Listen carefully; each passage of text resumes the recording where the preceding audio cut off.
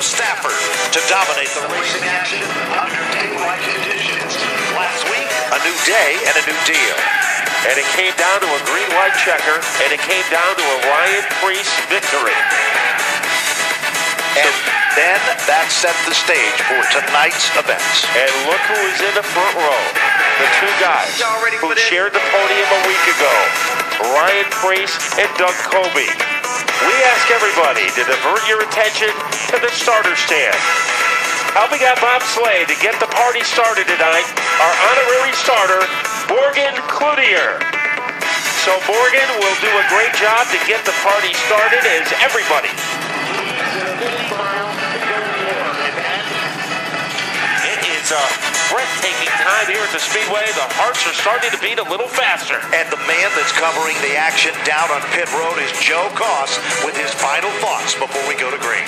The pressure in tonight's event, Ben and Matt, is just heavy. You can feel the tension here along the pit lane. If you were with us earlier today for our pre-race ceremonies, you saw Ryan Preece and Doug Coby.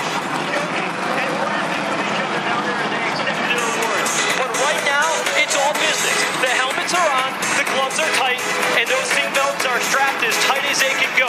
Because tonight's race winner has a good chance at carrying that momentum through the summer stretch. You look back through the history books, and the winner of this event has gone on to win the championship of the Whelen Modified Tour since 2010 when Bobby Santos started the trend.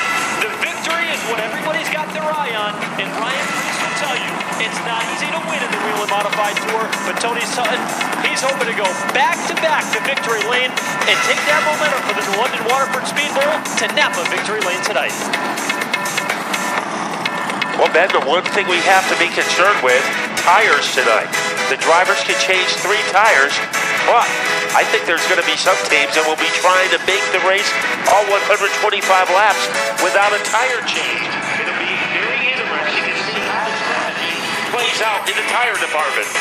There's no question about it. Now let's go to Tony Sutton with his final thoughts. I think the teams are ready to go. They've got time on the racetrack. I think the crews are ready to go, and we are going to have real racing. These guys are racing against each other, many of them for years, and this is a place they really like to go fast and turn left. It's going to be exciting. Well, Ben, the last time they were here, it was 200 laps. Tonight, 125 laps. How does that change the mindset of these drivers? It changes it completely. The Sizzler was run under day conditions. Bright, sunny sunshine. Tonight, it's a night event. Everybody knows what their race car did.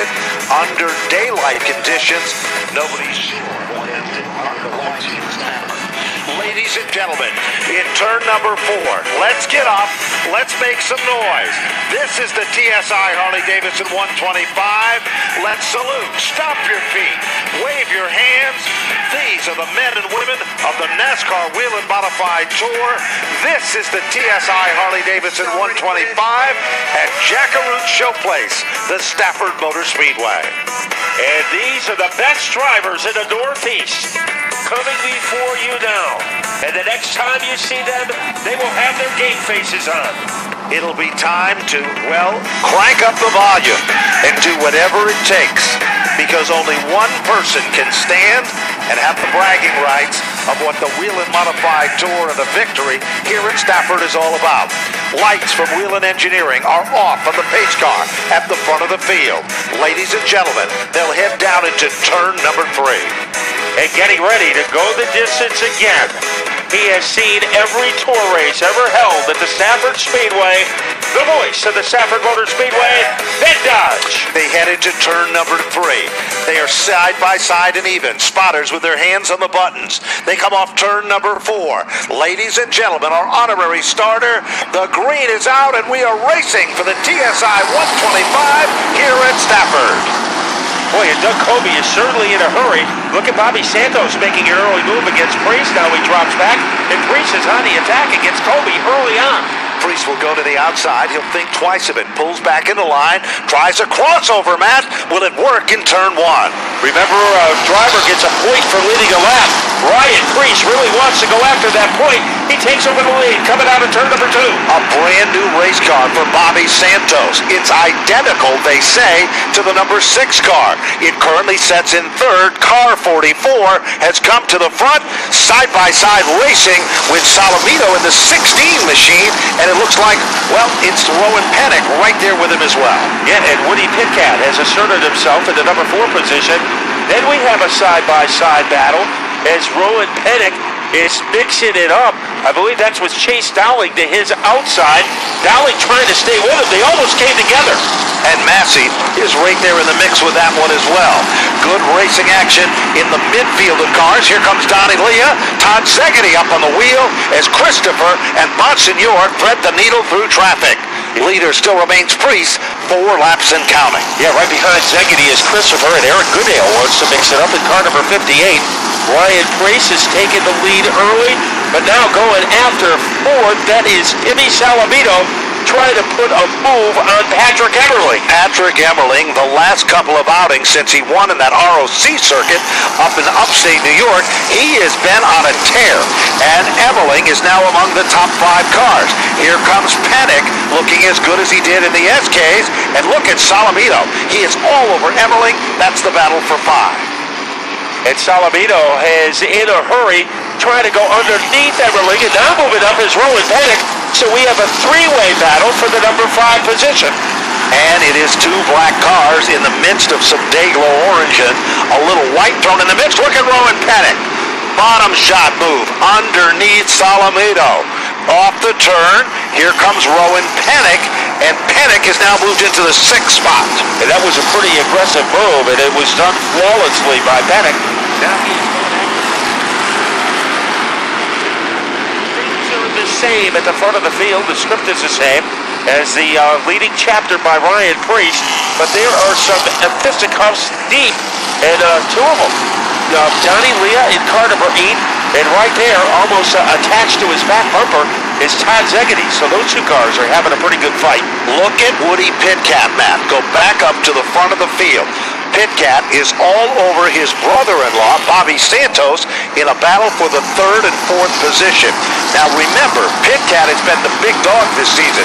He won the MRS, he won the greatest race in the history of spring, and now he's going for the gusto. Look a little further back.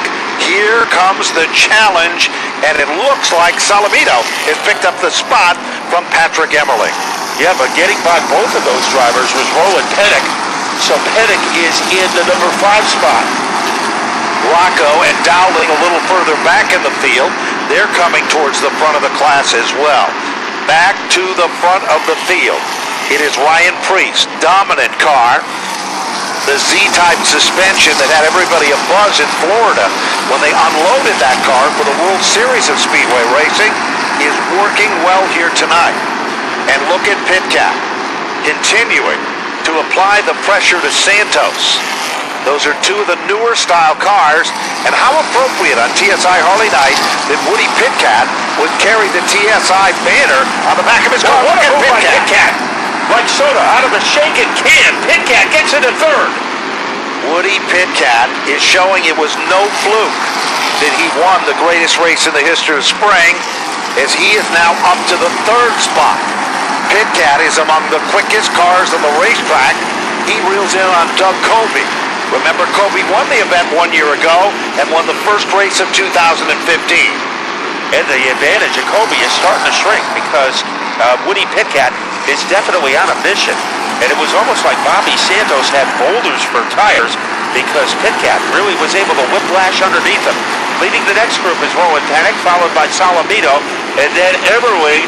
And now moving up is Donnie Leah. He still is challenged by Todd Segedy, but up at the front, it's only a matter of time before we have a battle for 2nd between Doug Colby and Woody Pitcat. And you pointed it out earlier, Matt. The story is to get to the lead and lead these laps, because by doing so, it gives you a point advantage, and when it comes to the championship, a point can make the difference between 1st and 2nd. Well, we see how the standings are now with only a 1-point lead for Priest. So you get 1 bonus point for leading a lap, and you get another bonus point for leading the most laps. The Melissa Fifield is on pit road and that takes place on lap number 17.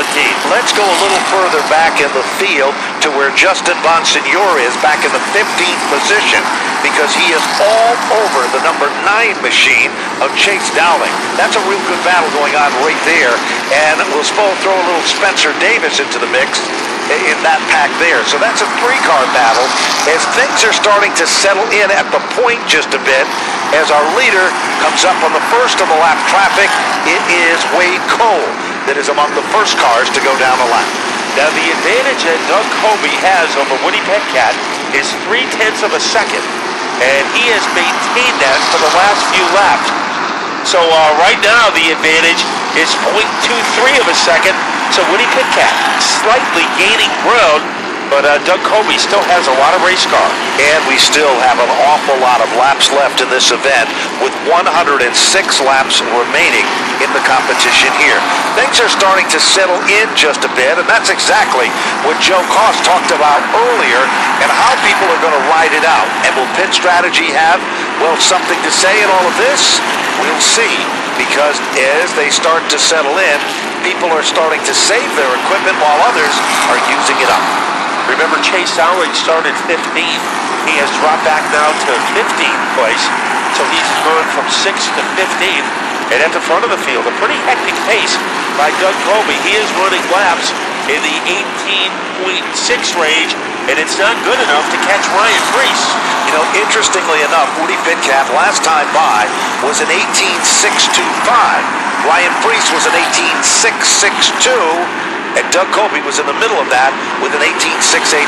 Oh, we have trouble for Davis, as that car is like he swallowed some speed bumps, and he is crawling on the bottom groove. But he's trying to get it back down on pit road, but it doesn't work as the first caution of the event comes out 23 laps into the record books. And they are checking because they believe that that car might be leaking fluid, and that's why they brought out the caution flag for what might be debris on the racetrack. And that caution came out at the wrong time for Max Zackham, because he was on the verge of getting by Sean Salamito to get into 19th place, and now he'll have to wait a while. But Max Zackham started. The issues that they've got, they brought the car in, they had to make some adjustments to their chassis to satisfy the rules of NASCAR for some adjustments that needed to be made. Then, when they were jacking the car up, it fell off the jack, tore the side off the race car, and then they had to fix that before the power steering failed. It's been a tough day for that 8 team of Donnie Leah, but so far, in the 7th position, having a pretty solid run. Lights are off on the pace car at the point, and we are about ready to go back to green flag racing. Matt, we talked about it a little bit a few minutes ago, the importance of leading a lap. What's it going to be when we go back to green? Nobody's going to give up an inch in this one. And Ryan Preece will try to get the upper hand against Doug Colby, as Preece has led most of the way. And Woody Petcat, the straw that stirs the drink, can he make a move against Colby? He gets off to a sluggish start, and look at Rowan Pennick go to work on the outside. Rowan Pennick is like days of old. He is a rocket in the outside lane. All of a sudden, look at Salamito. He is a guy to watch. He's up to the 5th spot, bounces Pennick around a bit, and we've got to scramble 3 and 4 wide. They are literally in a maze coming off the turn.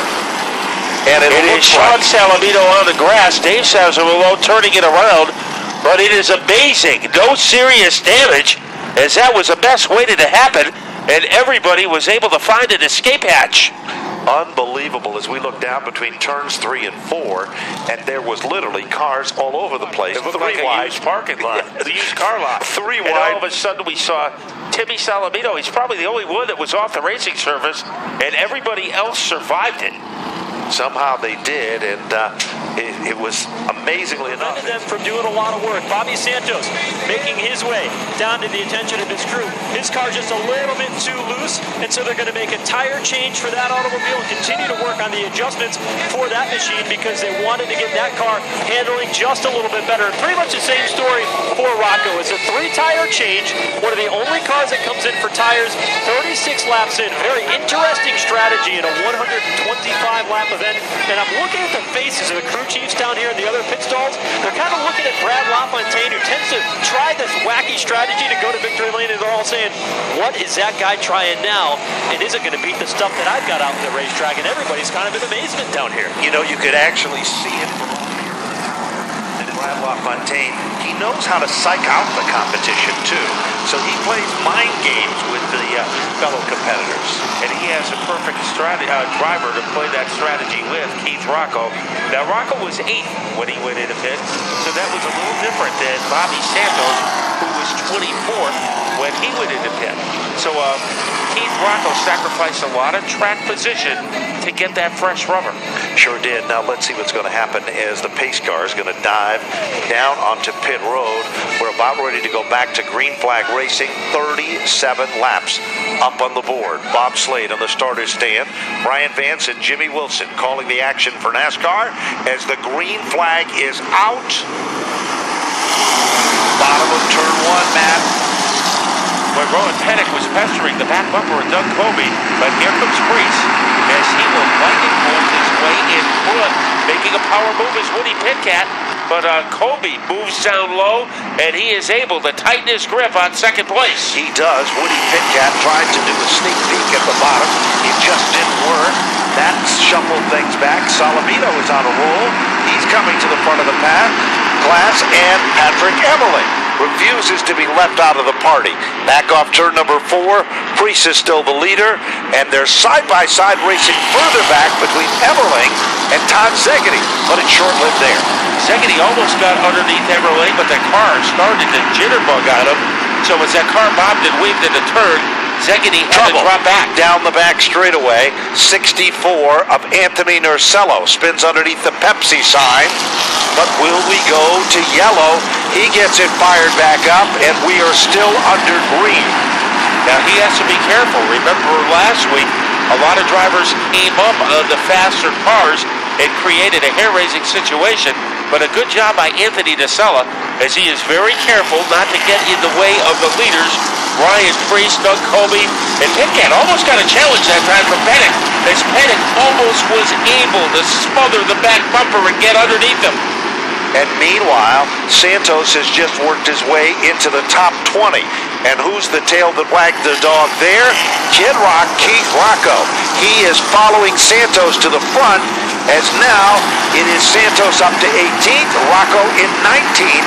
There's a 2-car group that you'll have to keep your eyes on. Well, look at how easy he's making. He got right around Brendan Bach. Now he makes a dive bomb move as Bobby Santos, some unbelievable action. He is making it look easy. Santos is the 4th fastest car on the track as we speak. And what Steve LeMay did in the pits made all the difference in the world. Zegedy trying to go underneath. As he can't get underneath Emerling yet, but he's going to try it again. And Todd Zegedy will get the spot against Patrick Emerling as they torpedo their way down the backstretch. Meanwhile, Goodale is right there with Donnie Leah. That's a battle directly behind the group you were just talking about, Matt. They are side by side, and Goodale will pick up the spot from Donnie Leah. Goodale did not have a good time trial spot today. He's been in single digits all season long, so he didn't get the kind of qualifying run that he wanted. But right now, he is one of the quicker cars, number 58. At the front of the field, it's still Ryan Priest. Fastest car on the racetrack is Bobby Santos. That car, all of a sudden, is literally on rails. He can put it anywhere he wants to, high or low. It looked like he's just toying with the field right now. Yes, Ryan Priest's last lap by 18.662. It was a 6.69 for Bobby Santos. Now it's Kyle Elwood, the car that is in front of Bobby Santos. Let's see how long it takes Santos to get by. As right now, Elwood has the advantage in turn number 3, and here comes Santos turning on the heat. And heat it is. The intensity of that heat is starting to glow. Look at Santos. Crossover. Made it look almost like the car he was about to pass stopped on the racetrack. Yeah, now he's going to go after Steve Massey and Ted Christopher. So I think that's going to be a little more challenging for Bobby Santos. Responding to the challenge at the front of the field is Ryan Priest, as that lead has stayed the same for about the last handful of laps. But the action is a little deeper in the field as we have Eric Goodale trying to gain ground on Patrick Everly. That is a fight for 7th place. Look at Bobby Santos. He is just continuing to blister his way through this pack of cars. His next target, Matt, becomes Stephen Massey. Then it's Ted Christopher and Bonsignor. He is running on rails. Car 44 is coming to the front of the class. So let's see if the short hitting strategy pays off again for Bobby Santos as he is erasing the deficit between himself and Steve Massey. Turn number 2. Santos is definitely the fastest bullet in the chamber right now. He certainly is. He sets his sights on Stephen Massey. Reels him in. Closer. Closer. He is 100th faster than the leader, Ryan Preece, as we speak back. And all of a sudden, he's all over Massey. Down the back straightaway. Watch this move. Bonsai to the bottom, and Santos picks up the spot. Boy, those new tires should belong to the Smithsonian. What a job by Bobby Santos as he has climbed into 12th place. Remember, he was in the wilderness just a couple of laps ago, and right now he is in the middle of the pack, ready to make a move on Ted Christopher. Ted Christopher, Stafford's all-time winningest driver. The big money, big payday guy, Santos, won the 50 G's. He wants to add more to the account as he wheels him in. Off the turn, Christopher's got a mirror full of black, and that is Santos. There he is, Matt, right in striking distance. As he is just a couple of centimeters behind Ted Christopher. Let's see what Bobby Santos does. He is pretty cagey when it comes to making moves, and he's going to make one right now. Bobby Santos is on his way. And there is no denying that car number 44, he has moved into 11th. Now remember, Keith Rocco also pitted for tires. Rocco is only 16th, so he is not having the same amount of success that Bobby Santos is having. The next car in the sight range of the gun that is being fired by Santos is Bonsignor with car number 51. They come off the 4th turn. He literally closes up about 5 car lengths to less than 3 as he continues to work his way to the front of the field. So let's see if Bonsignor can hold him off in car number 51. Bobby Santos' laps are getting quicker. This is an amazing story being written by Bobby Santos. And he is not done yet now.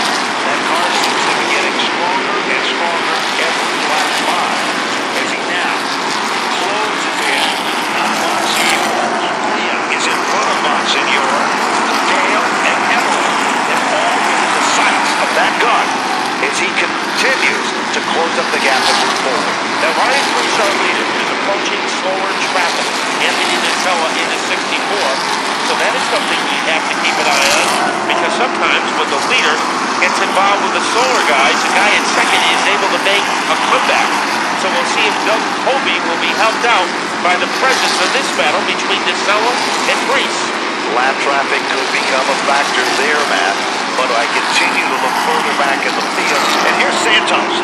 He is right there with Bonsignor, McDonald, the left automobile. It's all starting to play into the hands of Bobby Santos as he continues to close up the gap. Half of the event is history. The second half is the best, and we are now in it. Yeah, Bonsignor had an advantage by about a telephone pole, and now it's a toothpick over Bobby Santos in car number 44. But he's having a little more difficulty getting close to Bonsignor than he did to some of the other guys. Goodale trying to barnstorm his way underneath Everly. And Everly's still doing a good job. Remember, he started 5th, and he is running in 7th. He certainly is, and currently, here's how they stand. Ryan Preece, the leader. Colby is 2nd. Pitcat is 3rd. Penick is 4th. Salamito in 5th. Segedy in 6th. 18-9-14. And Ryan Preece, 18-9-6-2. So they are running just about identical laps. The key for Santos, how long will it take him to get by Justin Bonsignor? And can he get by? Meanwhile, Keith Rocco trying to get underneath Troy Coleman, and that move didn't work. He tries, and as things really start to settle in. Leader comes up on the other Salamito machine for Ryan Preece as heavy traffic up ahead. Meanwhile, down the back straightaway, Rowan Pettick is having a problem with a lapped automobile, and that is Narcella. Salamito is also in that mix as well. And Salamito goes underneath the Anthony Narcella car. So a couple of close calls for both Pettick and now Dowling having trouble, or Brandon Bach in car number 29. He was on the back bumper of the Tommy Rogers car and looked like it could be trouble, but things kind of have calmed down. Keith Rocco down underneath Talman. Turn number 4, Matt. And Rocco picks up the spot from Talman as Rocco also on the move now. He becomes another one of the movers and shakers here. Meanwhile, Santos has been able to catch up to Bonsignor, but not able to move on by, and Donnie Leah is starting to slow just a bit. Look at Doug Colby within striking distance of Ryan Preece.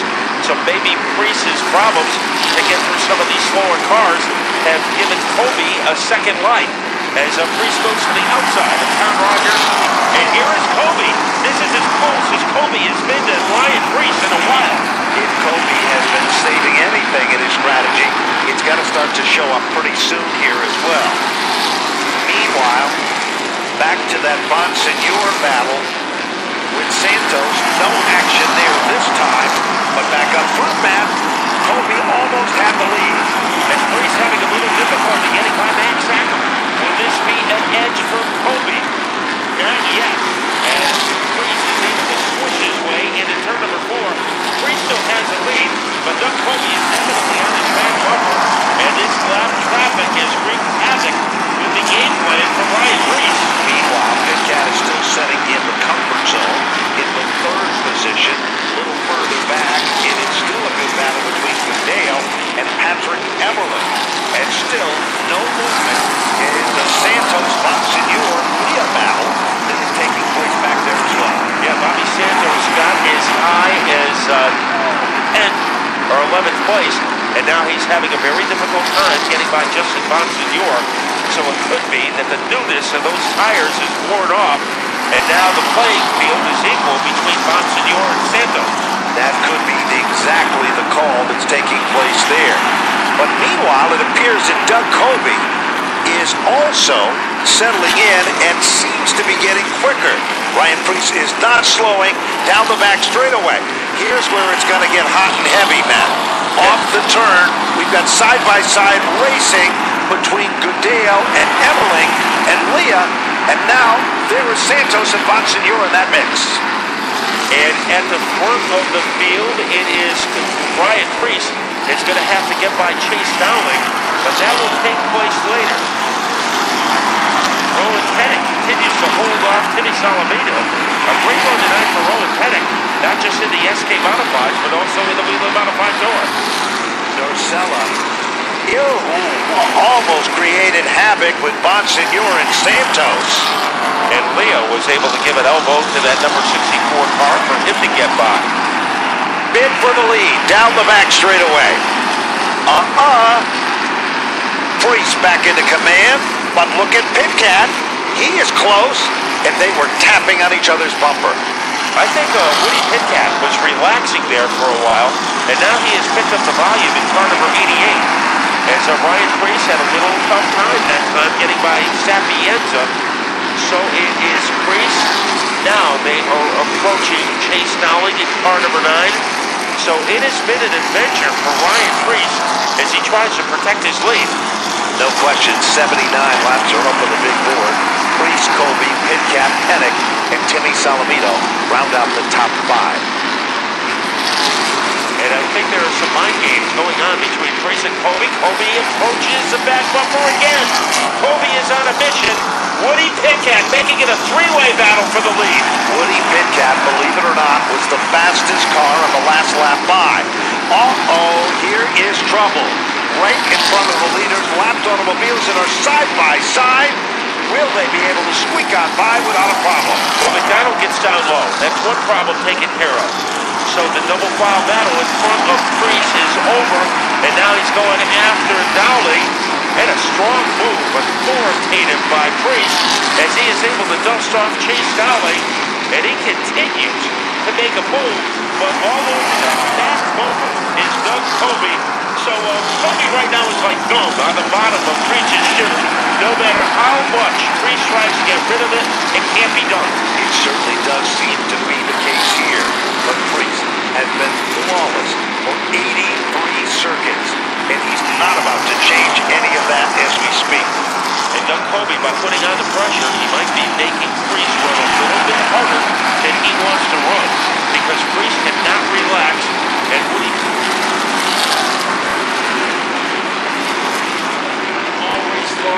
is Rowan Pennick running fourth, but right now Pennick is not close to Woody Pitcat, so it is a three-person race right now at the front on lap number 85.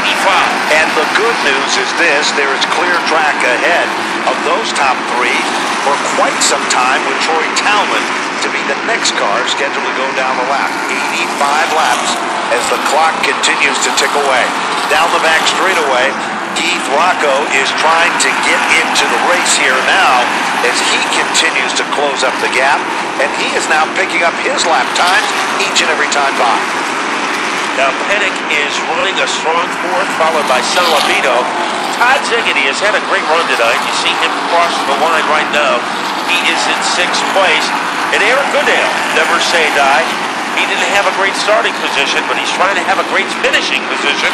He is currently in seventh, but meanwhile, at the front of the field, the script remains the same. It's the same plot between Priest and Kobe and Pitcat. And they continue to pull away from the opposition here. Now we'll go further back in the field. Here comes Ziggity working his way through traffic. And all of a sudden, another car that is really starting to make its presence known in that pack is Goodale, Matt, with that number 58 machine. Yeah, the Mitsubishi really hasn't been on top of its game for the last couple of years. But Todd Ziggity certainly is running the wheels off that number 4 car. Can Goodale make his way through traffic? He is going to try with Sapienza to the inside, and Goodale completes the move. Sapienza tries to keep the car down as the outside lane looks racy. Max Zakum is out there as well as they continue to thunder through traffic. Meanwhile, Santos, who was so strong earlier in the event, he's kind of settled in. Bonsignor, Donnie Leah, and the 07 of Emily just in front of Leah.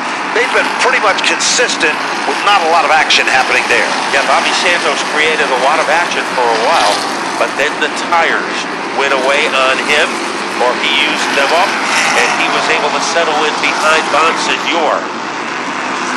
This continues to be a dramatic story between Priest and Kobe. For the last about 20 laps, they've been separated by about 1/4 of a car length. That is how close the competition has been between those two drivers. So the 3 winners on the tour this year are running 1, 2, 3 right now: Priest, Kobe, and Pitcat. All of a sudden, some of the competitors starting just to settle back in, Matt, and we are 92 laps complete in this TSI Harley-Davidson 125. Leader still remains Ryan Priest. Okay, lap traffic is coming up, and this is going to get interesting again. Here's where it was interesting before. Priest gets the pass, Kobe gets it, and now Pitcat is back there, and they all make it by. And they all get by Kyle Elwood, too. So they got by Tallman, they got by Elwood, and now they're trying to get by Anthony Nacella, and no problems with either of those 3 drivers. And Priest and Kobe are able to play it safe, and Pitcat is not going away either. He's one of the brightest books on the radar screen. He is, Matt, 18.625. He is the fastest car on the racetrack. Talk about an optical illusion. He is third, and he is the fastest car on the racetrack. Another lapped automobile. It is the Dave Sazzarillo machine. Becomes the next pick that our lead trio is coming up on. So far, Priest is not having any issues. But all it takes is one hiccup, and Priest could have Kobe down his neck. But right now, he keeps Kobe away by the length of a $5 toll log. And I think what he did that right now is running just about as well as he needs to. And I think that number 88 car will be capable of more that's what we're seeing as we are still continuing to run long periods under green in the first race here at Stafford. I think Rowan Pennick and Timmy Salamito are having their own match race, as they have been tooth and nail for about the last 30 laps. Salamito looking to boogie underneath Pennick. It's not happening. And now Salamito goes to the outside. So unless he finds a way to jump over that number 93 car, Salamito has to be content to be in 5th place. And that's a good dogfight battle right there. It continues to be, well, a little nip and tuck between the two of them. There's no question about that. When they come back to the stripe, 100 laps are complete. The final 25 in the TSI, 125 here at Stafford. Yellow. We got a yellow. Oh, Cole gets hammered. And it's Bonsignor who jolted him. As we saw Cole right underneath the Sunoco sign go sideways, and then he was a sitting duck for Justin Bonsignor. There was some fluid spilled out, but it must have been a very heavy oil because they spent a lot of time putting the speedy dry down, sweeping it up, putting it down, sweeping it up to make sure that the surface was going to be clean, because it's right at the corner point, the low point on turn 3 where the material that was spent on the track wound up. So they're going to do some hot laps to make sure that it's the way it's supposed to be. And I'll tell you what, there's more action on pit road right now. And you know, Ben, the guy we're watching is not in a race car. If you look at the turn 3 gate, you see a man waving the red flag. That is a focal point. When that flag turns green, that means the pits will be open, and that will start what we anticipate to be a wide, mad scramble. It used to be that the man was right in front of the pit entrance, but now he is at the turn 3 gate, and now the green flag is out, and the fun will begin. Let the parade start marching, and let's see what's going to happen. Is Priest playing possum? He makes the first decision. And yes, Pit road for Priest. Kobe, Pit Cat. Let's go down to Joe Koss. And Bobby Santos will stay out. This is the pit stop that can decide the race tonight in the TSI Harley-Davidson 125. It puts all the pressure on the men behind pit wall. 3 tires and the jack, smooth as could be. Doug Kobe is in. He slides to a stop. They're going to go around, jack the rear of the automobile. No adjustments on the 2 of Kobe. The 6 machine of Ryan Priest. Going to be some 3 tire changes. Good clean stop so far for both of these automobiles. A slight chassis adjustment for the 88 of Woody Pitcat. Pitcat's car just a little bit free. They're going to take 3 tires. Right side tires going on for Doug Kobe. Ryan Priest's crew a little bit quicker, but it's Timmy Salamino who's going to win the race off of pit road. Here comes Ryan Priest. He's out second. Trouble on the right front for Doug Kobe. Chase Dowling is out. Donnie Leah, then Doug Kobe. He'll sneak out just before Troy Talman. So a tough pit stop for Doug Kobe and Woody Pitcat, but great work by the Flamingo Motorsports team. Timmy Salamino wins the race off pit road. More cars continue to come down on pit road in a second group. You know, they talk about the tires as feel goods. Well, believe you me, a lot of feel goods have been put into action here tonight. And we're down to the final 21 laps of the TSI Harley-Davidson 125. Bobby Santos and Keith Rocco have about 60 more laps of wear and tear on their tires than the front runners will have. Will they be able to hold on, as those guys are going to be coming after them like a tsunami? It'll be like they are caught in a hurricane, and will Santos and Rocco have enough rubber left to withstand the charge that is going to happen? Let's go back earlier when Joe Koss said this. He was talking about Brad LaFontaine, his odd approach or odd strategy, putting on his poker face in this event. Is that poker face going to pay off for him? And Santos, when he went back there, he was just talking to their crew chief, and they said that Santos was saving the car. So I think Rocco was doing the same thing. So we're going to find out how much they saved it, as what a dramatic turn of events here. Let's go to pit road to find out more. Well, one of the things that's very interesting is the wear and the amount of rubber buildup on the tires. Obviously, they picked up some more because they sat for a while, but there's quite a bit of wear on these tires, even though we've just been over 100 laps. Down to Joe. catching up very, very quickly with Brad LaFontaine. How about that call, Brad, you made early in the race? Now all of a sudden you got Keith Rocco on the front row. Yeah, Keith Rocco's on the front row. These guys all have fresh tires behind us. We gambled a little bit early. We came in early, figured that was the shot. We were hoping they went to lap 110, 115 before a caution came out, but it came out a little too soon. Here it is. This is what it comes down to, guys. It is going to be interesting. Brad is among the best in this business. Let's see what's going to happen. Steve LeMay has gotten Santos to the front of this field. 20-lap shootout. And Santos and Rocco are dance partners at the front of the field. Boy, they look like synchronized swimmers. Look at Salamito. We knew this was going to happen, and he is followed by Priest. Salamito up to third. Priest a crossover. And Priest has now moved in to the third spot. Trouble now.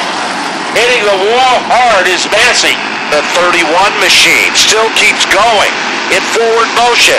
Priest is going after the lead against Bobby Santos. They are side by side heading to the turn. It is Priest back on top of his game. Salamito muscles his way to the inside of Rocco. Colby's coming back to the front. Christopher spins. Ted Christopher spins in turn 2. And that was just when Doug Colby was going 3 wide, trying to get underneath both Rocco and Salamito. So Ted Christopher has a problem. It took Ryan Priest 3 laps to get into the lead. And we've just been told that the... got a couple cars up ahead of us that didn't pit for tires or pitted earlier. And just see how it goes. We've got the best man in the seat, so we'll see what happens. That's Phil Moran, very confident in his driver, Doug Colby. They did tell me earlier today that Doug Colby and this team likes a long run. They're not so sure how good the car is going to be on a short run to the finish. And just to follow up on Timmy Salamito, he won the race off of pit road. They took 2 right side tires on the number 16. Everybody else that came took 3 tires. Little different strategy again, Joe. We're seeing how every crew chief is putting his own twist and spin on all of this. Back to Mac Buckler. I think that extra tire worked wonders for Ryan Priest as he was able to get the lead. So now he has to worry about this restart against Bobby Santos. And on the inside of the third row, that's where Doug Colby is hanging out. Priest and Colby have been the 2 fastest cars for the first 112 laps. Let's see what happens over the final 13. A little slower on the restart. Green flag comes out and Priest back in command of all of this at the point. Here comes Rocco. He's sideways. Gathers it back. And here comes Colby to go underneath him. And with Colby comes Pit Cat trouble now. Looks like the Goodale machine. Car 58. Eric Goodale's car literally darted like something might have let go in the race car. And it is setting next to the Arco. For the trophy here, Ryan Priest, the point leader. Well, we know he's going to pick up 1 point for leading a lap, and I think he has led the most laps tonight. But he is looking for the big 43 that would get him the win and 3 more bonus points for a victory. So this could be a 48-point night for Ryan Priest. However, you look at the caliber of drivers surrounding him, this is not going to be easy. It certainly is not. Let's see. Lights are off at the point. 116 of 125. Presented by TSI Harley-Davidson. Bob Slade on the starter stand. Looking to fire them back up. Green, green, green, and they are racing. Keep an eye on Keith Rocco in third, trying to get under Santos. Doesn't have the energy to do it as Priest is broken away from the pack. Timmy Salamito is moved into third with a dive bomb move against Santos. He is in second place. Here comes Woody Pitcat to the outside of Keith Rocco. Colby's looking for racing room that just don't exist. Trouble. They touch. Rocco in trouble. Rocco recovers. Unbelievable. But everybody behind him, however, is in a sticky situation. Certainly is, but what about Kid Rock, Keith Rocco? He was sideways and somehow gathered it back. That's the second time he was sideways and defied the law of gravity and was able to bring it back. He got a pretty good shot that time, I believe, from the 2 car, as Doug Colby had nowhere to go, was trying to make a 3-wide move. That was the only option he had left, and there was contact between the 2 and the 22. And just as the 19 cars on that lead lap, but the man who was in front, Ryan Preece, and this is going to be a shootout between Preece and Salamito. Doug Colby still has a long way to go.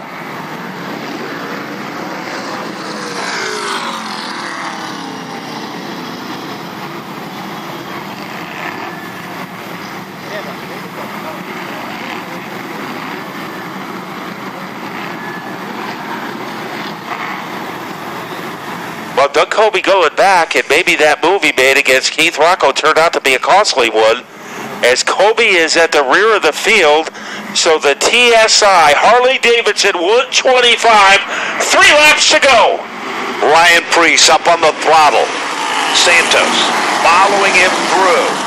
Salamito not to be left out of this one. Here comes Pitcat to the outside of Santos. Woody Pitcat goes to the podium. There's Todd Zaggity, Matt.